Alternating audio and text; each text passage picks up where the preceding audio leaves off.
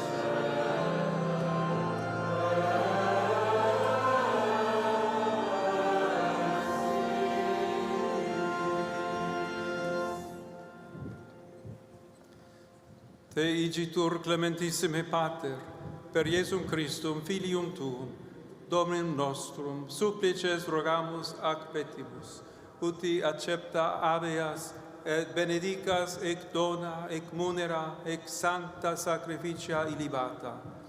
In primis quae tibi offerimus pro Ecclesia Tua Sancta Catholica, quam pacificare, custodire, adunare, et reggere digneris toto orbe terrarum, una cum me indigno famulo Tuo, quem Ecclesiae Tue praese voluisti, et omnibus orthodoxis atque catholice, et apostolice fidei cultoribus. Memento Domine, famulorumque Tuarum, et omnium circumstantium, quorum tibi fides conita est in nota devotio, pro quibus tibi offerrimus, vel qui tibi offerunt hoc sacrificium laudis, prosequisque omnibus, pro redemptione animarum suarum, pro spe salutis et incolumitatis sue, tibique reddunt vota sua, eterno Deo, vivo et vero. Comunicantes et memoriam venerantes, in primis gloriose semper Virginis Mariae, genetricis Dei et Domini nostri Iesu Christi, sed et beati Iosef, eiusdem Virginis sponsi, et beatorum apostolorum ac martyrum tuorum, Petri et Paule, Andree, Jacobi, Ioannis, Tome, Jacobi, Filippi, Bartolomei, Mattei, Simonis et Tadei, Lini, Cleti, Clementis, Sixti, Corneli, Cipriani, Laurenzi, Crisogoni, Ioannis et Pauli, Cosme et Damiani, et omnium santorum tuorum, quorum meritis precibusque concedas, ut in omnibus protectionis Tue muniamur auxilio. Ancigitur oblationem servitutis nostre, sed et cuncte familiae Tue, quae sumus Domine, ut placatus accipias, diesque nostros in Tua pace disponas, atque ab eterna damnatione nos eripi, et in electorum tuorum jubeas grege numerari. Quam oblationem tu, Deus, in omnibus quae sumus, benedictam, adscriptam, ratam, rationabilem, acceptabilimque, facere dinieris, ut nobis corpus et sanguis fiat, dilectissimi filii tui, Domini nostri Iesu Christi. Qui pride quam pateretur accepit panem, in sanctas ac venerabiles manus suas, et elevatis oculis in celum a te Deum Patrem suum omnipotentem, tibi gratia, sagens, benedixit, fregit, deditque discepulis suis dicens. Accipite et manducate ex hoc omnes, hoc est enim corpus meum, quo pro vobis tradetur.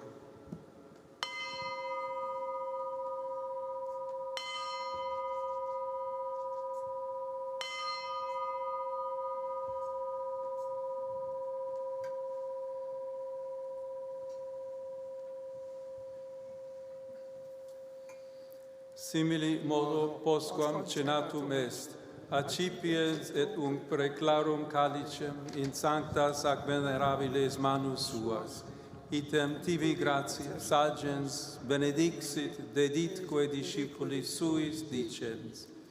Accipite et bibite ex eo omnes, hic est enim calix sanguinis mei, novi et eterni testamenti, qui pro vobis et pro multis effundetur in remissionem peccatorum, hoc facite in meam commemorationem.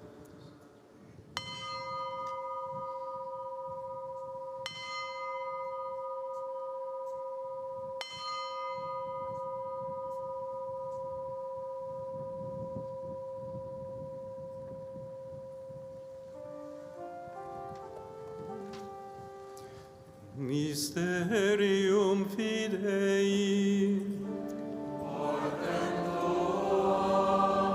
Annunciamus Domine, et tuam resurrectionem confidemus, done veniamus. Unde et memores Domine nos servituis, et plebs tua sancta, eiustem Christi, Filii tui, Domini nostri, tam beate passionis, nec non et ab inferis resurrectionis, sed et in celos gloriose ascensionis, offerimus preclare maestati Tue, de Tuis donis ac datis, ostiam puram, ostiam sanctam, ostiam immaculatam, panem sanctum vitae eterne, et calicem salutis perpetue, supraque propitio ac sereno vultu, respicere dinieris, et accepta avere, sicuti accepta avere dignatus es, munera pueri tui justi aven, et sacrificium patriarche nostri Abrae, et quod tibi obtulit sumus sacerdos tuos Melchisedec, sanctum sacrificium immaculatam ostiam. Supplices te rogamus, omnipotens Deus, iube ec ferri per manus sancti angeli tui in sublime altare tuum, in conspectu divine maestatis tue, ut quod ex ac altaris participatione sacrosanctum Filii tui, corpus et sanguinem sum serimus, omni benedictione celesti et gratia repleamur. Memento essiam Domine, famulorum, famularumque tuarum, qui nos preceserunt cum signo fidei, et dormiunt in somno pacis. Ipsis Domine, et omnibus in Christo quiescentibus, locum refrigerii, lucis et pacis, ut indulgias deprecamo.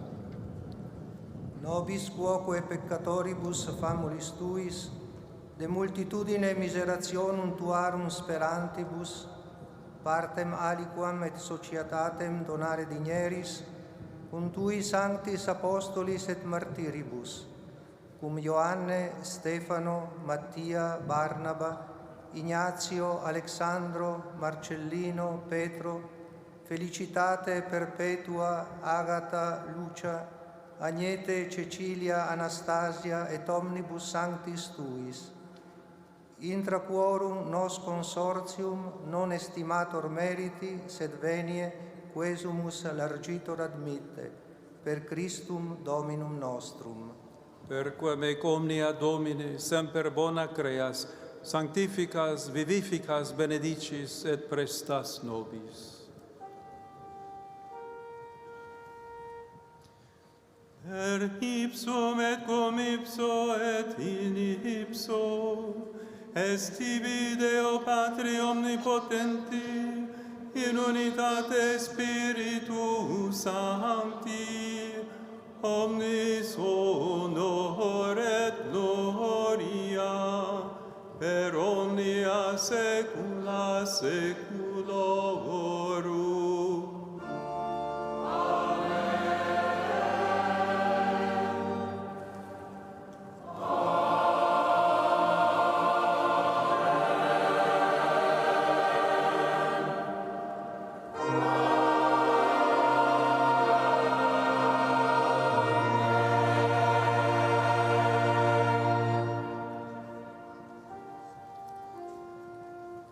Receptis salutaribus moniti, et divina institutione formati, audiemus dicere.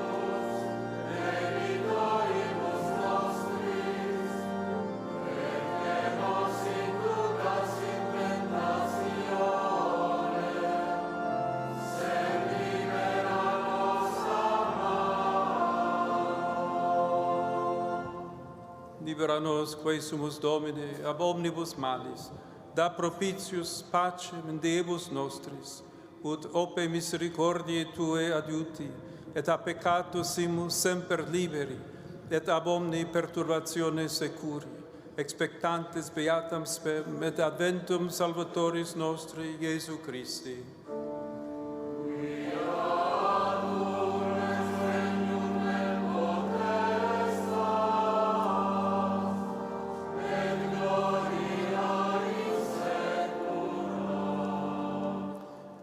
Domine Iesu Christe, qui dixiste apostolis Tuis, pacem relinquo vobis, pacem meam do vobis, ne respicias peccata nostra, sed fidem ecclesiae Tue, eamque secundum voluntatem Tuam, pacificare et coadunare digneris, qui vivis et regnas in saecula saeculorum. Amen. Pax Domini sit semper vobiscum. Et cum spiritu tuo. Offerte vobis pacem.